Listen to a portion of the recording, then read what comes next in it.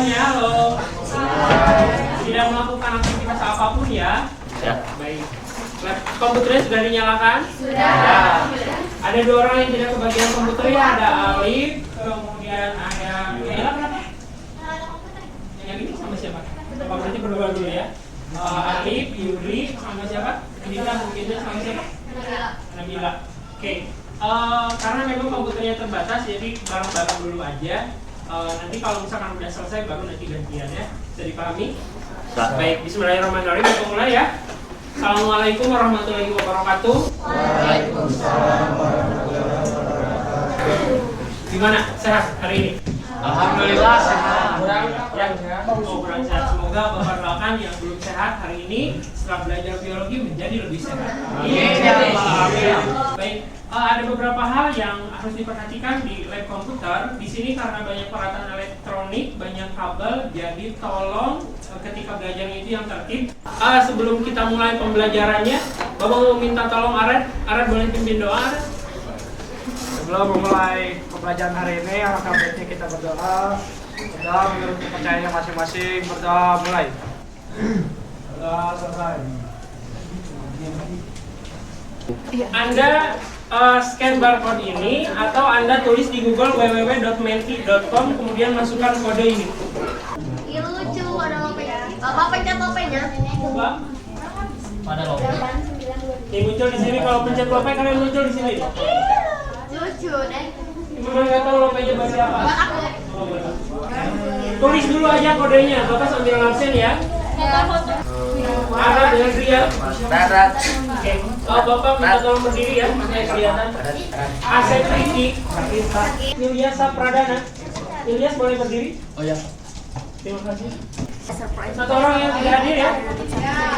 Baik, terima kasih. Silakan kembali ke Menti yang sudah Anda masuk. Baik, sekarang perhatikan HP atau komputernya. Nah, silakan di situ Anda tuliskan kata yang menggambarkan perasaanmu hari ini. Kalau yang bingung boleh bertanya ke Bapak, siapa yang bingung? Aku bingung. Yang bahagia banget, semangat ya. Aduh, ini pelanggaran nih, siapa yang pengen tidur nih? Mudah-mudahan semuanya, apapun kondisi yang dialami, semuanya siap untuk belajar. Minggu yang lalu kita belajar ini ya, menganalisis keanekaragaman hayati yang ada di wilayah Indonesia. Fauna yang ada di Indonesia itu terbagi menjadi 3 kan? Ada apa aja ya?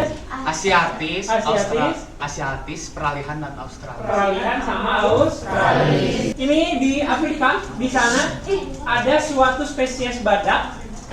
Kita tahu badak kan semuanya ya. Ini ada tulahnya ya. Ini tuh namanya badak putih, salah satu spesies badak yang habitatnya itu ada di daerah Afrika. Pada tahun 2018 ada 3 ekor. Namanya yang 3 ekor itu yang jantan namanya Sudan. Kalau yang 2 betina namanya Najin sama Fatu. Jadi ada total ada 3. Nah pada tahun 2018 itu adalah tahun terakhir si Sudan itu hidup. Jadi pada tahun 2018 itu Sudan itu mati, sehingga pada hari ini tinggal ada 2 badak putih, yaitu si Najin sama si Fatu. Pak, kenapa kok bisa mati? Karena diburu ya. Kedua ekor badak yang masih tersedia, Bapak tanya, apakah masih bisa memperbanyak diri? Tergantung Tergantung jenis kelaminnya. Tergantung jenis kelaminnya. Tergantung jenis kelaminnya. Ada dua-duanya. Bisa. Najin sama Fatu ini wanita. Ya, bisa. Betina, sorry ya. Berarti bisa atau tidak? Coba bilang bisa. Kenapa? Karena bisa membuahinya secara artifisial. Secara gimana maksudnya artifisial tuh? Kayak kata tuh pakai sperma beku Pakai sperma beku. Di mana dapat informasi tersebut? di kiri bawah itu. Di gambar di sini ada ya di bagian kiri. Mananya jadi bang. Upaya penyelamatan spesies. Jadi sperma Sudan itu sebelum mati itu spermanya diambil dibekukan sehingga nanti dimungkinkan untuk dilakukan kembali fertilisasi. Itu upaya pelestarian. Secara logika dia sudah punah ya. Tetapi dengan teknik biologi seberat itu masih bisa diperbanyak kembali. Ya ini si Najin sama si Fatu ya yang ada di luar sana. Kenapa? Itu udah bisa dilestarikan. Nah, sekarang ada upaya untuk melestarikan itu Pak, buat ngelakuin ini. Biar mereka berkembang lain. Atau enggak? Bapak belum tahu sampai hari ini bagaimana perkembangannya. Nanti mungkin kalau misalnya kalian baca-baca atau hari ini dapat ide, nanti baca-baca boleh dicari apakah sudah dikembangbiakan, apakah sudah ada kemajuan atau belum. Kalau peranannya itu dimaksimalkan atau dieksploitasi secara berlebihan, ada kemungkinan populasinya akan menurun. Upaya yang harus dilakukannya apa? Ya harus dilestarikan. Wahyu menemukan berbagai jenis informasi yang terdapat dalam gambar. Sejatinya semua informasi yang Bapak ceritakan itu ada pada gambar. Yang seperti ini namanya apa? Ada yang tahu? Infografis. Baik. Ini adalah contoh infografis. Anda kira-kira bisa menebak apa yang akan kita lakukan? Nah, kita akan membuat infografis. Ini masih materi keanekaragaman hayati.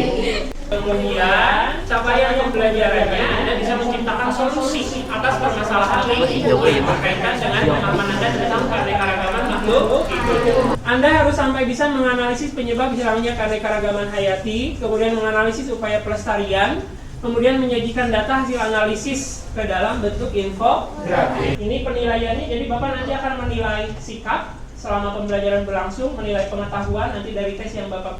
Nah, ini kegiatan belajarnya, kita akan mencari informasi terkait keanekaragaman hayati, kondisinya, karakteristik tubuh, dan upaya pelestariannya. Kemudian membuat atau menuangkan hasil analisis tersebut ke dalam bentuk infografis. Anda silahkan klik dulu, ada tes yang Bapak tulis di Google Classroom. Kita semuanya sudah paham ya, kita mau ngapain hari ini. Kita mau menganalisis keanekaragaman hayati, kemudian membuat infografis tentang keanekaragaman hayati tersebut. Anda klik Canva, nanti masuk ke beranda.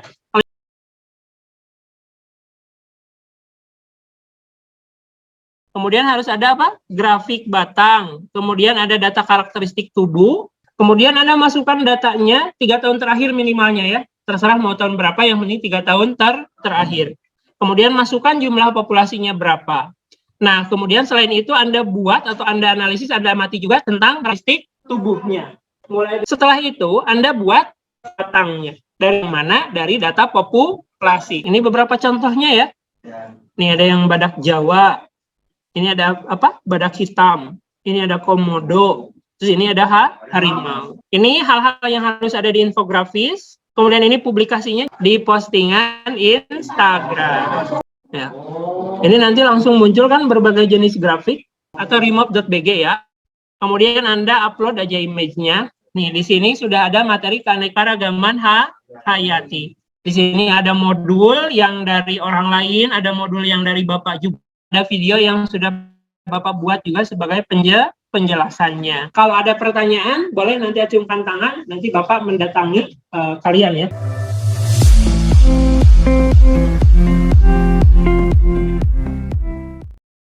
Kalau fokus ke Rizky yang sudah ada di depan ya, Rizky mau mempresentasikan infografis yang sudah berhasil dibuat. Boleh silakan Rizky. Assalamualaikum warahmatullahi wabarakatuh. Yati itu menyukai tempat tinggal di hutan primer karena cocok untuk tempat tidur dan mencari makan. Kerjaannya monyet, makan, tidur. Bapak juga gitu. Yang ada di hutan Tangkoko, Sulawesi Utara. Oh, jauh guys, Sulawesi. Kembalian di sini ada di sini. Ciri-cirinya suka makan sama tidur. Itu biasanya monyetnya tuh perkawinan terlarang. Waduh. Ya, ini kan di belakangnya nih ada Emaura, terus ada Nigre. Nama dia itu maksudnya Nigre. Itu artinya apa? Kalau beda nama kayak gitu beda apanya? Itu tuh jenis. Berarti keanekaragamannya tingkat apa? Gen, spesies atau ekosistem? Kalau beda nama spesiesnya kayak gitu? Gen. Spesies. Oh iya, spesies. Kalau keanekaragaman gen pasti nama spesiesnya sama. Kalau keanekaragaman spesies pasti spesiesnya juga kan berbeda. Jadi makaka maura sama makaka nigre kawin, dia bisa punya anak, tapi anaknya itu tidak fertil atau tidak bisa melestarikan keturunannya. Kayak gitu. Jadi salah satu penyebab perpunahan itu ternyata tidak hanya disebabkan oleh ulah manusia, tapi secara alaminya pun bisa ya terjadi perpunahan. Perhatikan dulu di grafik populasinya. Kalau kita saja yang membuatnya bingung, boleh nggak tuh? Nggak boleh. Karena Karena sebisa mungkin orang yang membaca infografis kita itu justru harus mendapatkan pemahaman yang baru, bukan berarti malah mendapatkan kebingungan yang baru.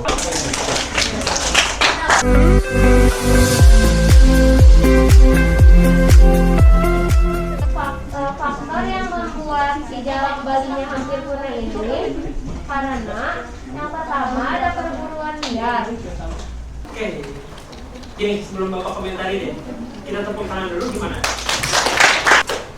Bapak tanya aja ya ke kalian, gimana menurut kalian infografis yang sudah dibuat Rasya? Lengkap, keren. Gimana tuh? Presentasinya bagus. Apa? Presentasi rasanya bagus, desainnya lucu, apalagi. Tetapi hal-hal yang memang perlu munculnya itu memang dimunculkan. Kayak grafiknya proporsional gitu. Kemudian ada gambar jalaknya, kemudian ada habitatnya, terus ada kondisi kepunahannya. Tidak terlalu banyak kata-kata, tidak terlalu banyak kalimat, tetapi secara informasi lengkap dan kita melihatnya juga menarik gitu ya. Bisa dipahami? Nah, ini yang dimaksud dengan infografis. Ini kalau sekarang mah kita bikin kampanye, tapi kalau nanti mah kita bikin keputusan atau memang kita melakukan tindakan secara nyata. Seperti ini. Amin. Mudah-mudahan. Bapak doakan semuanya yang ada di sini jadi orang-orang yang hebat. Amin. Kita tidak pernah tahu besok akan seperti apa dan bagaimana. Yang bisa kita lakukan hanyalah mempersiapkan hari esok tersebut. Bisa dipahami? Baik. Tepuk tangan sekali lagi untuk secara keseluruhan dari Rizky dan dari Rasya, dua-duanya sudah baik. Kemudian tadi yang Rizky memang ada sedikit hal yang harus diperbaiki. Ketika kita membuat karya, yang harus siap itu, yang harus kita siapkan itu bukan bagaimana kita mendapat pujian, tapi bagaimana nanti kita mengolah kritik atau saran atau masukan yang masuk. Untuk apa? Untuk perbaikan. Bapak kan suka bikin video tuh ya di YouTube, walaupun masih acak-acakan, itu di komennya banyak ada yang ngasih masukan, ada yang ngebully, ada yang pokoknya kayak netizen aja lah kayak gitu ya. Bang, nih gak usah bikin video lah, bang, gak asik lu. Wah, segala macam. Ada juga yang bilangnya kayak gini, mantap Pak, lanjutkan karyanya. Pak, ditunggu video-video selanjutnya. Alhamdulillah sampai hari ini, Bapak orangnya kan sombong ya. Bapak udah punya 1.100 subscriber. Walaupun jumlahnya cuma 1.100 itu kan sedikit ya. Banyak sampai 1.000. Salah, ada beberapa video yang view-nya lebih dari 20.000 penonton. Dan ternyata ketika kita menghasilkan suatu karya, walaupun karya yang kita buat itu sederhana, boleh jadi itu menjadi hal yang bermanfaat bagi orang lain. Alhamdulillah waktu jam tayang Bapak sudah melebihi 4.000 jam, dan di YouTube kreator Bapak itu sekarang sudah ada gelarnya. Mungkin saja kita hanya menghasilkan suatu postingan Instagram seperti ini, tapi ternyata punya dampak yang luar biasa, punya dampak yang bermanfaat. Karena sejatinya hidup yang paling baik adalah hidup yang bermanfaat. Yang grafiknya minimalnya sudah kayak Rasya, itu udah oke. Tetapi kalau misalkan ketika Anda mengukur diri sendiri dengan karya yang Rasya Anda belum sesuai, silakan Bapak kasih waktu untuk perbaikan. Silakan bagaimana perasaan setelah belajar, Anda boleh menuliskan. Ini bau banget ini.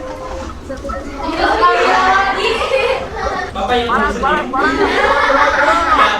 Aduh, bagian siapa Pak? Evan pada di mana? Pak Danili itu tuh.